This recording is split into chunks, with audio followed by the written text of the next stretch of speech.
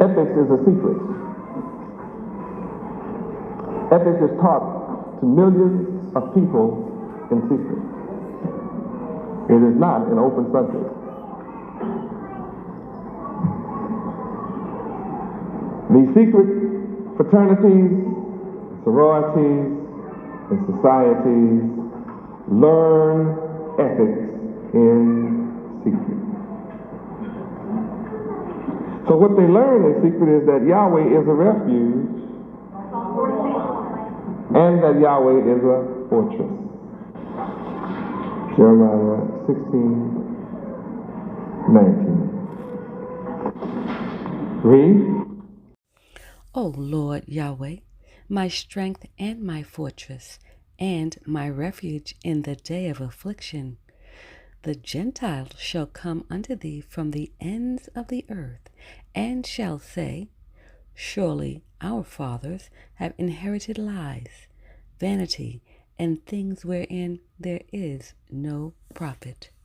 If you know what kind of day this is, you know this is a day of affliction. We have a refuge. And I have been teaching my people for 7 years, Yahweh is God. Yahweh, our great, good, and terrible black God. And it's important that we know his true color when we have been given a false image.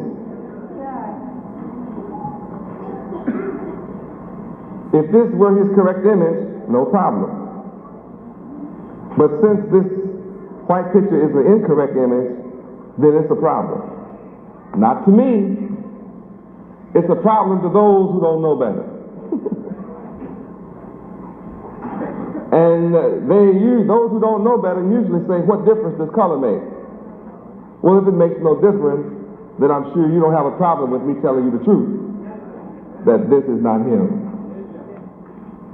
Glory. Yahweh is a refuge and a fortress. And the way we're catching hell in America, then we should really want to know that. To know that there's a refuge, that there's a fortress someplace, we should be happy to know that. But when you are mentally dead, this doesn't mean too much to you. Now, when you understand that ethics is a subject not taught in the school, ethics is a subject not taught in the churches, ethics is not a subject taught in the home, ethics is not a subject that is openly taught in any institution. And yet ethics is a devoted book from God. The whole book is ethical. And the book of Proverbs is a heavy book of direct ethics, showing the goodness, the good from the bad, and the consequences of each. In case you didn't know, Proverbs is the book of ethics in its purest form. You don't have to hunt for the consequences of both acts.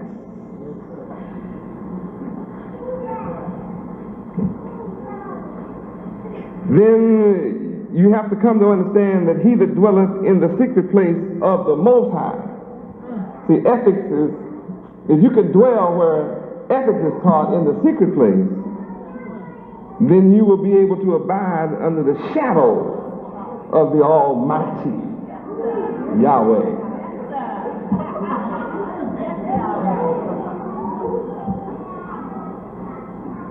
But if you don't know where the secret place is, how can you abide knowingly?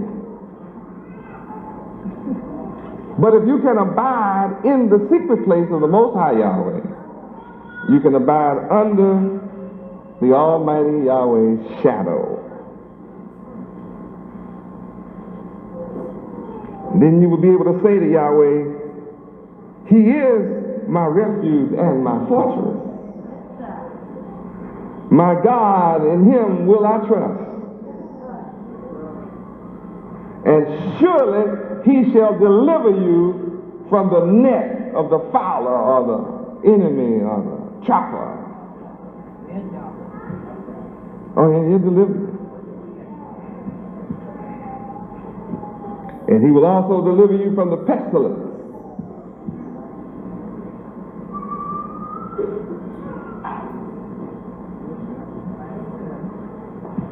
Yahweh will cover you with his feathers. And under his wings, you can put your trust. And Yahweh's truth shall be your shield and your buckler.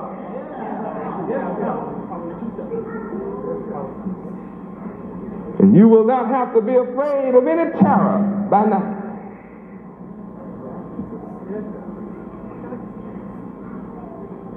Nor will you have to worry about any arrows that fly by day.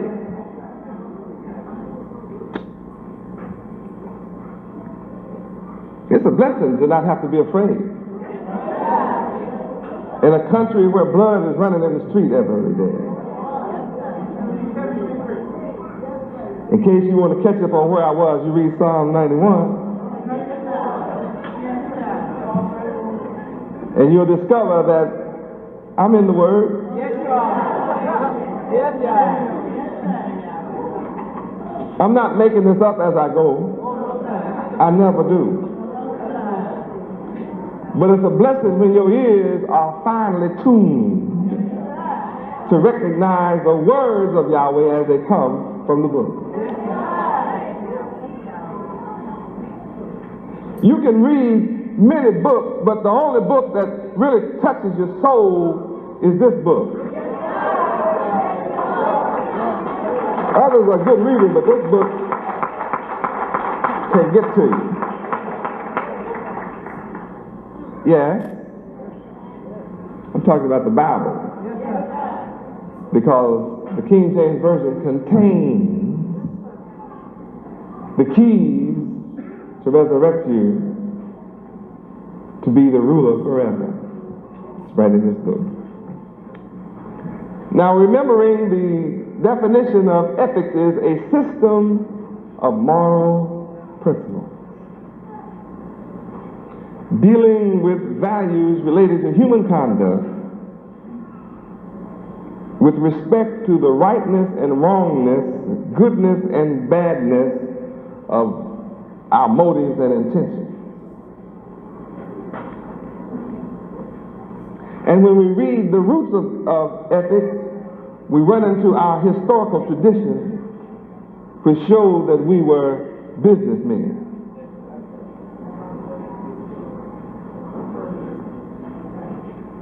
Historically, we were entrepreneurs, merchants, industrialists. We were the producers of all goods and services. We set up all the ancient trade routes. From one end of the world to the other, including the hot sea.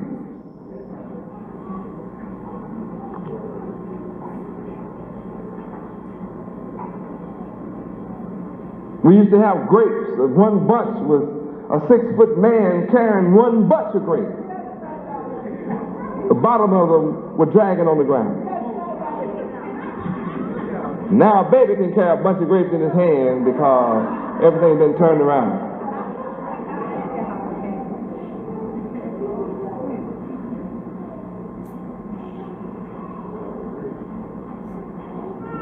We were cattle breeders.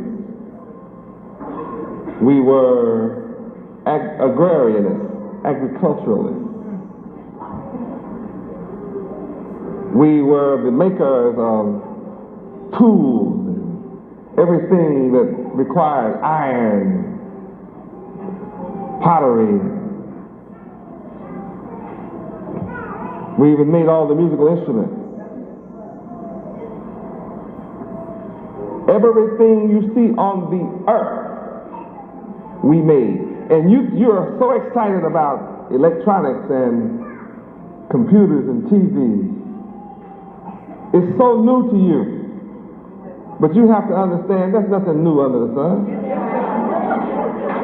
Let's go to Ecclesiastes 1:19 and let me prove it to you. 1:9. Some of you act like, oh, TV. Woo.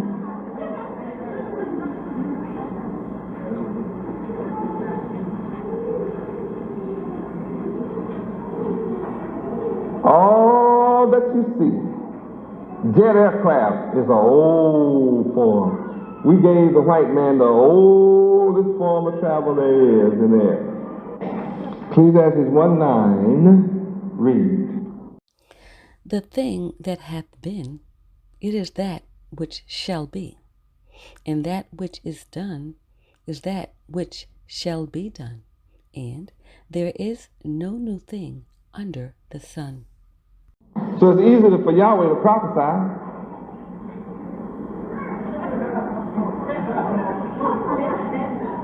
It's easy to tell what's going to happen to this world under this present rulership. They're wicked. In every single instance, Yahweh destroyed the wicked. So if you want to know what's going to happen to wicked rulers today, read the past in Yahweh, and you got it. And you read the past, you see those who were on the side of Yahweh were victorious, always. And those who were on the side of the wicked, always lost. There's never a case where the wicked prevail over the righteous, except temporary. It was always temporary. So we, the saints of Yahweh, have patience that we will be victorious. We're on the right side. We're on the side of right.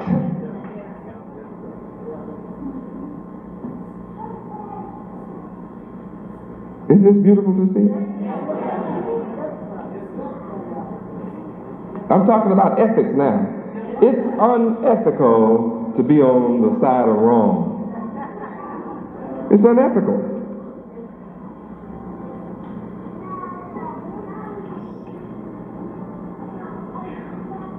Now let's go to Deuteronomy chapter 6.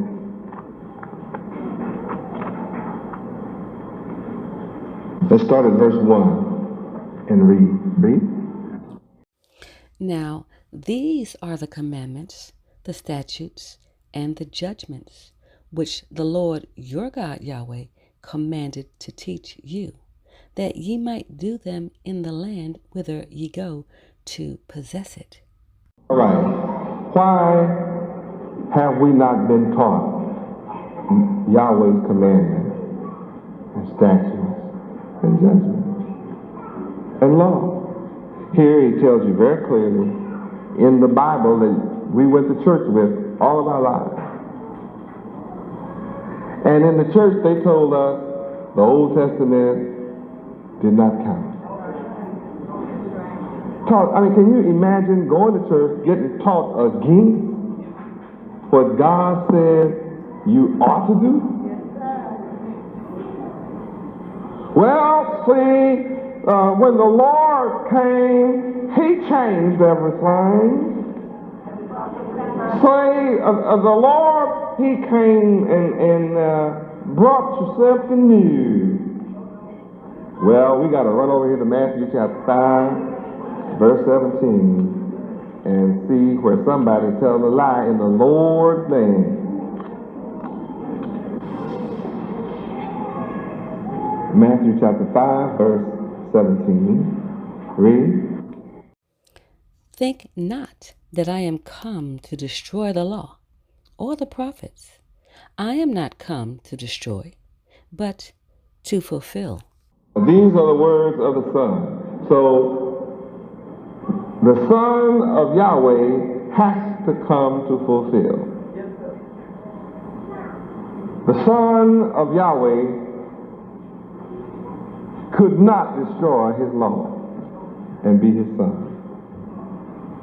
Now, if there's somebody lived 1900 years ago that got rid of the law, that was not Yahweh's son.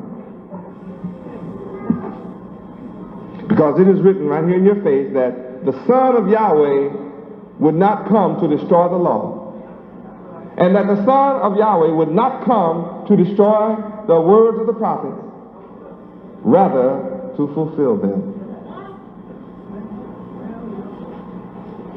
Therefore, I'm Yahweh's only son. Because the preachers say their man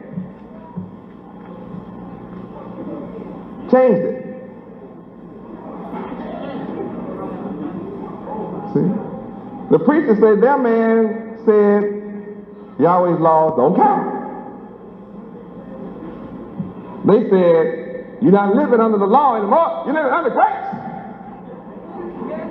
You ever heard that? But that's not what the words of the Son. The Son will have to say some kind of word different from that. The Son of Yahweh can't say that you live it under grace. The Son has to say what's his. That I come not to destroy the law. I come not to destroy the prophets.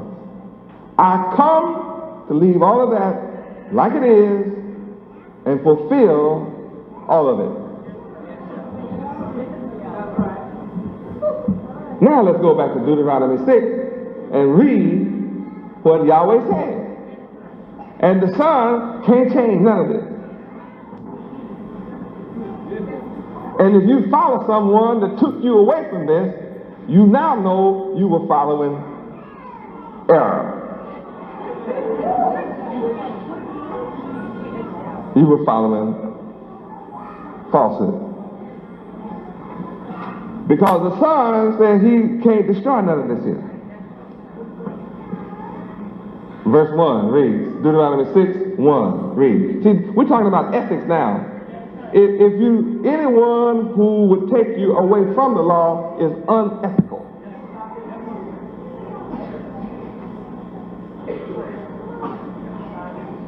A man of ethics will stay with the good. That's what ethicalism is all about. I have to stay with the good. I have to stay with what's right. That's what ethics is about. And if I stay with ethics, then I don't have to worry about crack cocaine. I don't have to worry about marijuana. I heard somebody say that once. I don't know who that was, but they said marijuana. I don't smoke no marijuana.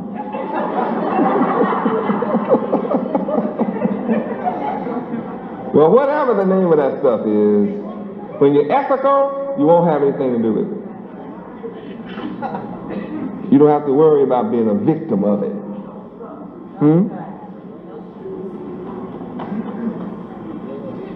You'll be always on the side of right. And the Son, being on the side of right, is going to teach you to respect all that Yahweh commanded us. And what's the result? The results are I'm producing an ethical people.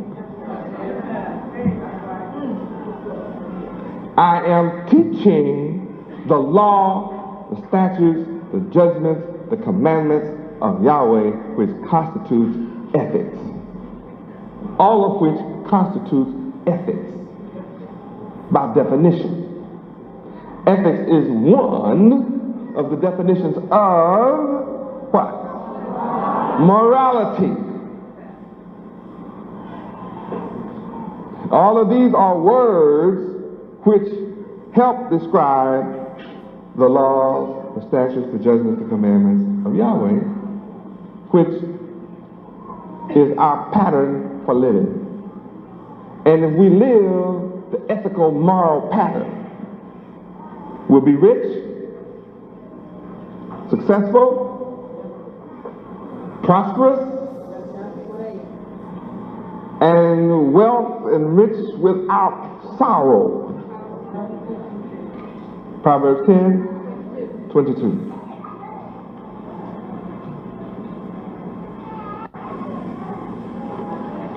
Read.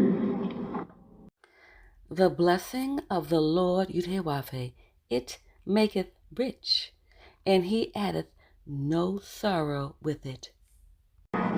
Now, when you come and follow me, I have to make you one of two things. Either poor, or I'll make you rich. Because that's my blessing. And I don't have to send for my reward. I bring my reward with me. Revelation 22:12. I bring my reward with me. You do not have to die to get mine. See, most of you are waiting to die to get yours. But when you follow me, you get yours in the here and the now. We're not going to no swimming pools when we die. We have swimming pools now, and it's nice to have your own swimming pool. Revelation what? 22:12. Read. And behold, I come quickly, and my reward is with me, to give every man according as his work shall be. See, I told you, when you serve Yahweh, it means work. You must work for Yahweh. Well, I mean, what does that mean? I have to quit my job? I didn't say that. I said you must work for Yahweh.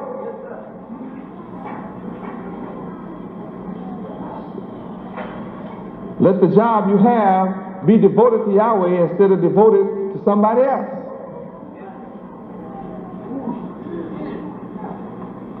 When you devote it to somebody else, you are suffering in the mind. You don't have peace. You have money, but you don't have peace. You have a check, but you're lonely. You have an apartment, but you live in fear because somebody might break in and take everything you have while you're at work.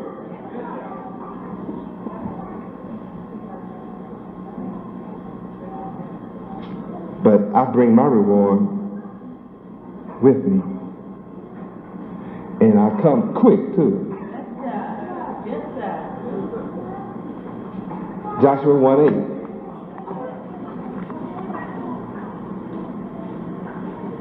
I said, when you are ethical and moral, keep and practice the laws of Yahweh, it'll make you prosperous.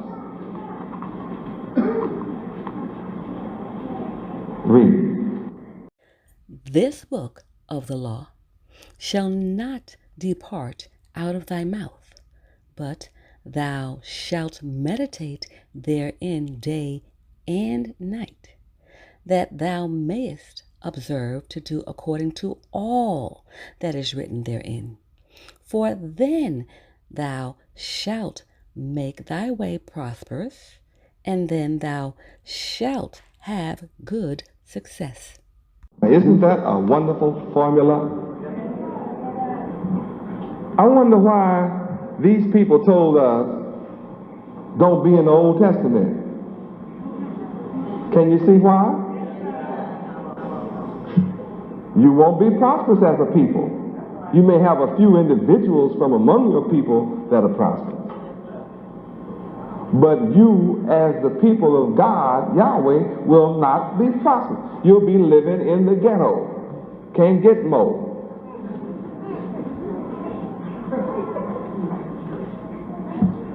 In the ghetto and can't get more.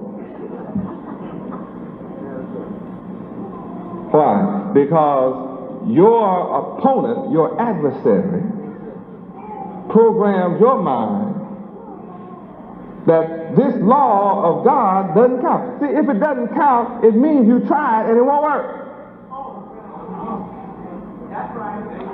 See, you shouldn't have, you can just cut the book and cut it in half and throw it away, because if you try the law and try what this says, if it doesn't count anymore, it won't work. You need something else to work. But I found out that when I meditate in the law day and night, and I found out that when I observe to do all that is written therein, I have found out that I'm able to make my way prosperous, and I'm able to enjoy good success. That means that this book is still working. So whoever told me it doesn't count anymore didn't want me to try it. And if they could brainwash me to never try it, then I would have to go along with their program, which is welfare and slavery, slave wages. I'd have to sit back and suffer discrimination, racism, poverty, misery, suffering, and want, and dependency. And I have to sit back and let them educate my children to become a servant instead of masters.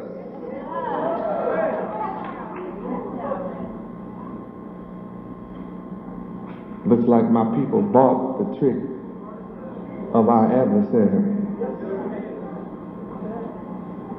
because we gave up what the Son said he didn't come to destroy for something new. And the people that gave us this white picture don't practice what they preach. While you practice their false image, they're busy getting rich, writing books like Think and Grow Rich.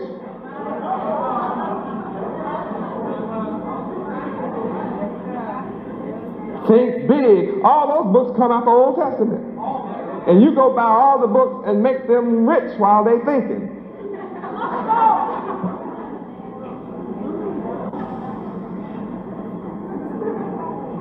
They told you up front. All you had to do is read the title. Think, fool. And you can grow rich.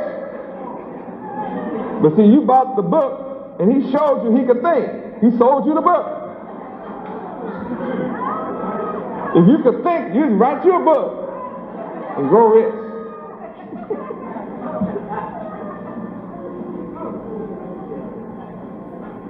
See, there's a trick in the title that'll make you buy the book so that he'll get rich. It is, you want to be rich too. And you think if you read his book, it contains a secret that will make you rich. But see, millions have read the book, bought it, read it, and still broke. See, I use my book, I don't have to patent it. It's right here. I already got it being sold. It's the bestseller every year. The Bible. My book is the best-selling book every year. And it works.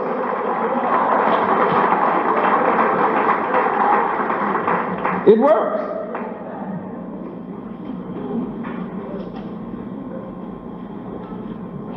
I'm building a nation right out of this book.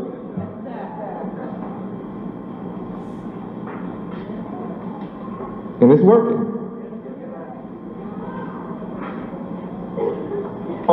Are blessed, just like it's written.